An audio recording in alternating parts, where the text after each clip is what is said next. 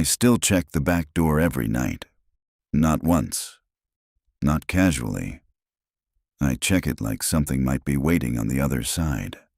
This started on a Tuesday. Quiet. Ordinary. Both my roommates were gone. 4 days alone. I remember thinking it would be nice. Silence. No mess. No noise. Just me. The first night, nothing. The second night, that's when it began. I was on the couch, TV on, not really watching, just background noise. Then, footsteps. Outside, not passing by. Not quick, slow, heavy. Right on the wooden landing behind our back door. I muted the TV. Silence. Then, a shift. Wood creaking under weight. Someone was standing there. I told myself it was nothing. Someone drunk. Someone lost. Turned the volume back up. 20 minutes later, again. Same steps. Same pause. This time I stood up. Walked slowly to the door. Didn't open it. I leaned in, and I heard breathing. Close. Controlled. Right on the other side. I stepped back fast. My chest felt tight. I texted my roommate. Someone's outside the back door. She replied instantly. Said it was probably the guy from 4B. He smoked out there sometimes. That made sense. Except he had moved out. 3 weeks ago. I stared at my phone. She realized it too. Sent back. Oh, right. I didn't sleep that night. The third night I left every light on. Every room. No shadows. No dark corners. And yeah. I jammed a chair under the back door handle. Nothing happened. Too quiet. By the fourth night, I almost convinced myself it was in my head. Midnight, kitchen, glass of water. I looked at the door, and the chair was moved. Not knocked over, not broken, just shifted. A few inches, like something had gently pushed it aside, and then carefully closed the door again. I didn't touch it. I just stood there, listening. The lock was still engaged, chain still in place. My roommates came back the next morning. I told them everything. They laughed, until they saw my face. The landlord said no one else had a key, just us, and the building manager. The same manager who kept reminding me that week, if you need anything, I'm right downstairs. I still think about the breathing and how it sounded like someone trying not to be heard.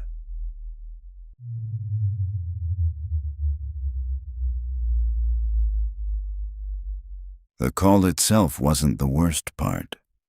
It was what came after. The silence. That didn't feel empty.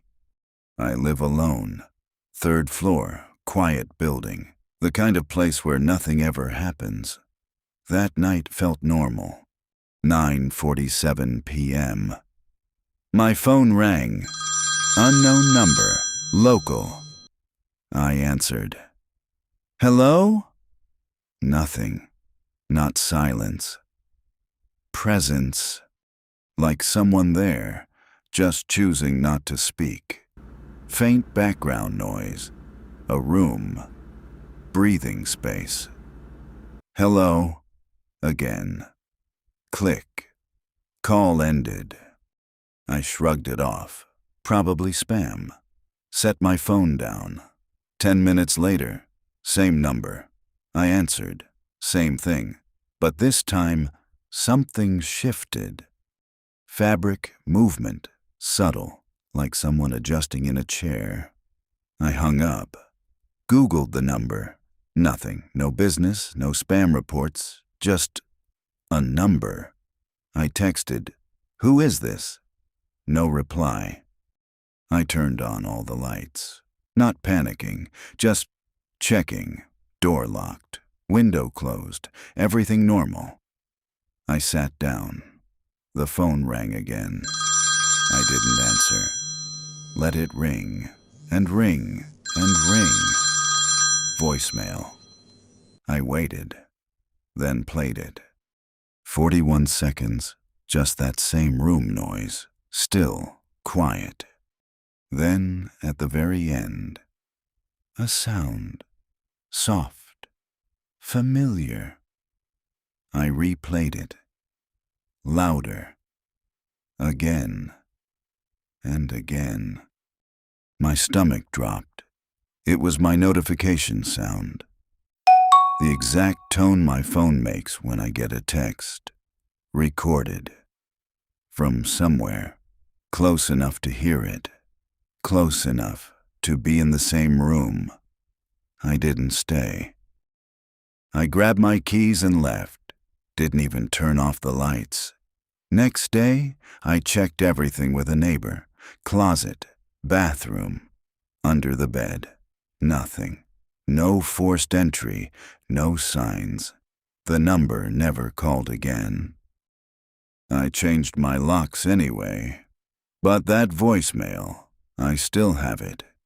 And I've never found another explanation for how my phone managed to hear itself.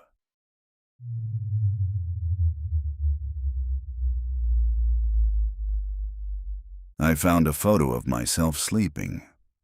I didn't take it. And there was no one else in the house. My parents were gone. 10 days. Cruise. Big house. Too big for one person. First few days were fine. Quiet. Comfortable. Then, day 4. Doors started opening. Not wide, not dramatic. Just slightly. Closet. Office, basement. I'd close them, walk away, come back, and they'd be open again. I blamed the house. Old hinges, air pressure, still. I started paying attention. Day 6. I taped the basement door. Just a small piece over the hinge. If it moved, I'd know. Next morning, the tape was broken. Clean. I stood at the top of the stairs. Lights off down there. I flipped the switch. Nothing. Empty. I went down anyway. Slow. Checked everything. Storage, corners, crawl space. Nothing. That night I locked my bedroom door. Didn't remember falling asleep.